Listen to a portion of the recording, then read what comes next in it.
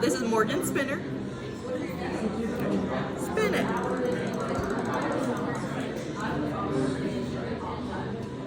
Two. Okay. So you get 2. Cool.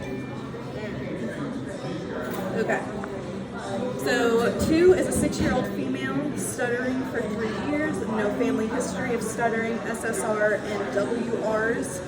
She has a fast speech rate, moderate severity, no secondary behaviors, very little frustration, no anxiety related to discrepancies. Okay? So, you just want me to ask you some questions? Yeah. So, my 6-year-old daughter, when is my child going to outgrow stuttering? Well,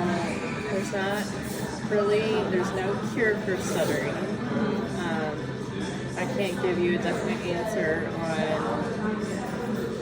whether it's not necessarily something she would outgrow. She might, over time, she might learn different strategies and things that will help reduce the stuttering. But it's not just something that they can outgrow. We don't really know when it could possibly disappear. It might come back. There's just no definite answer for that. But we can definitely help give her strategies and things that can help reduce stuttering events. Okay. If you talk about stuttering or point out that she stutters, won't that make it worse? Because right now she doesn't. She's not frustrated by it. She has no anxiety related to it. I'm sorry, can you repeat the question? So, if you talk about stuttering or pointed out that she is stuttering, won't that make it worse?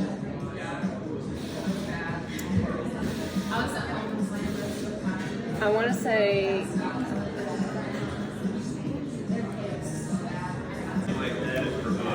So, if you talk about stuttering or point out that she's stuttering, won't that make it worse?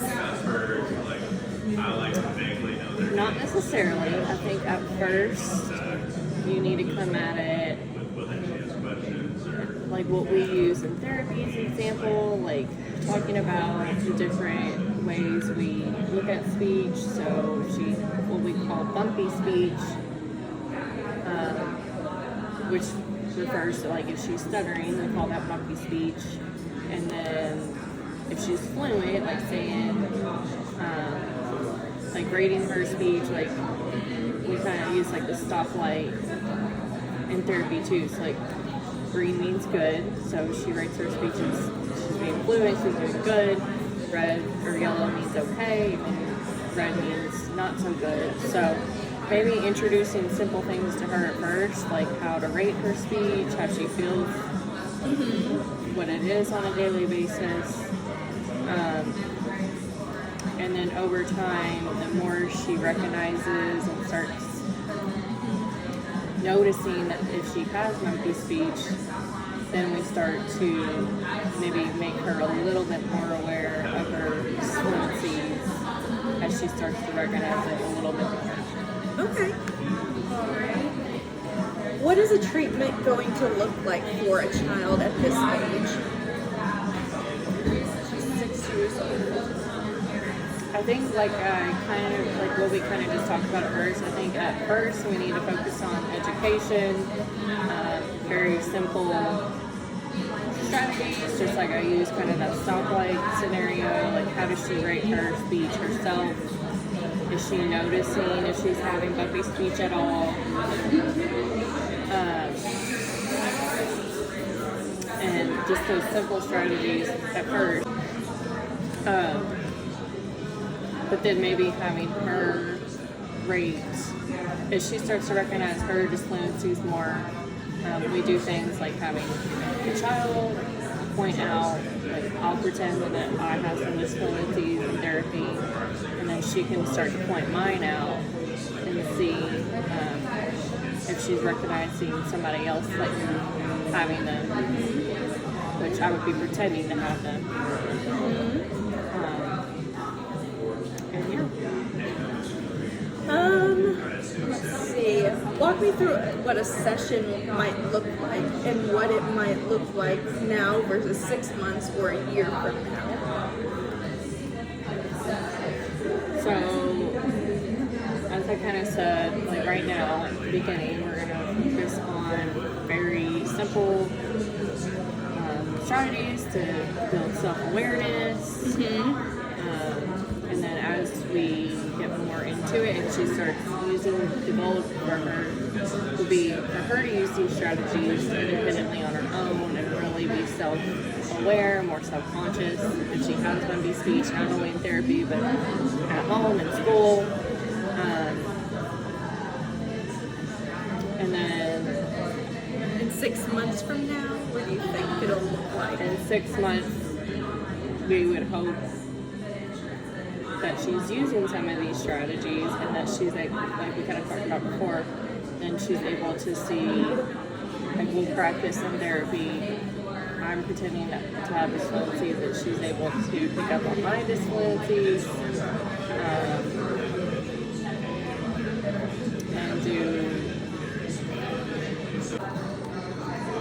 we can 6 months down the road in therapy, you know, it's going to be a lot of self-reflection. We can also teach the parents strategies in the home to do, and it's 6 months to a year, we're probably going to be looking at, you know,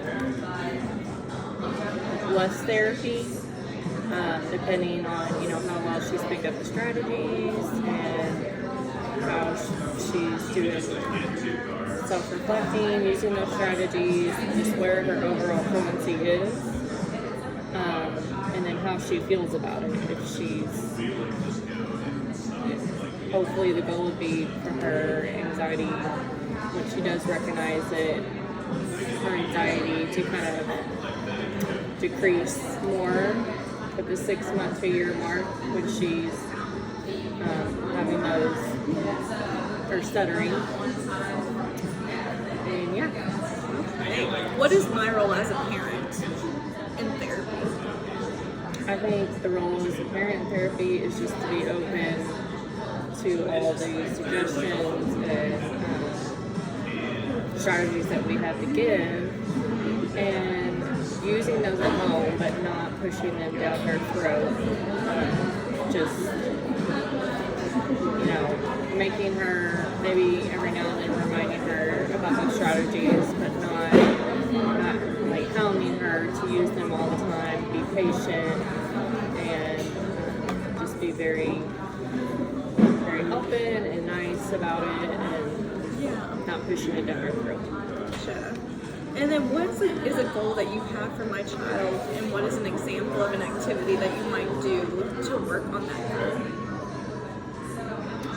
My first goal would be for her to recognize when she has bumpy speech. And then I kind of already said an activity that we would do for that, which would be using, like, when they come into therapy, we'll have a picture of our spotlight and have her rate and whether her speech is green, yellow, or red that day. And over time, see if she's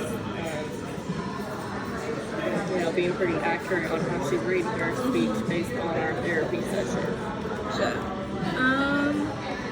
How would you demonstrate to my child what stuttering speech is versus fluent, smooth speech, or like the bumpy speech versus the smooth, fluent speech? I think we would do some role playing in therapy. So I would do what we call pseudo. Oh, gotcha. Pseudo speech, which is I would pretend that I have disfluencies and I would stutter, but then I would also talk fluent and kind of give her an example of what fluent versus non-fluent is. And then, what is a realistic projected outcome or prognosis for my child? I think the overall outcome and prognosis would be for her, once again, to just be aware of any disfluencies that she has and be comfortable when she has those disfluencies and reduce any kind of anxious feelings surrounding it. And realize that everybody kind of has disfluencies. Nobody talks 100% fluid. And just being comfortable